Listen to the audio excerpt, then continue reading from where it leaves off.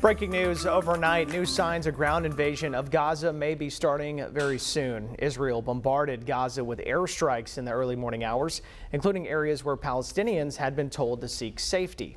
Plus, a new wave of Israeli tanks arrived on the border with Gaza overnight, adding to the troops and equipment already gathered there. And Israel's defense minister told troops to prepare for a ground offensive. Meanwhile, President Biden is hosting European Union leaders at the White House today after calling for billions of dollars in aid for Israel and Ukraine in a primetime address last night. Ian Lee has more.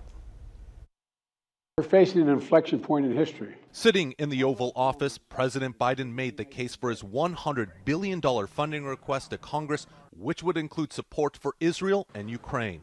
It's a smart investment that's going to pay dividends for American security for generations. The president said he doesn't want to see U.S. troops fighting in either conflict zone. Hours before his address, a U.S. Navy ship intercepted missiles and drones launched by Houthi rebels in Yemen that were potentially headed to Israel. It is our aim to avoid any regional expansion of Israel's conflict with Hamas, but we stand ready and prepared to protect and defend our partners and our interests. President Biden pledged to give $100 million in humanitarian aid to Palestinian civilians.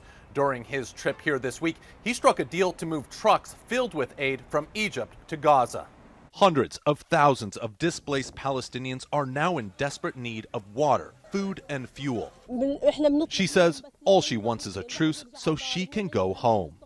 While visiting his troops, Israel's Prime Minister Benjamin Netanyahu declared his nation will win with full force. The conflict there has ignited tensions globally and in the U.S. Here in the United States, a little boy who just turned 6 years old was murdered. His name was Wadiha. Last night, President Biden evoked the name of the Palestinian-American boy who was stabbed to death near Chicago and is pleased to reject hate. The president later held a phone call with the child's father and uncle. Ian Lee, CBS News, Tel Aviv.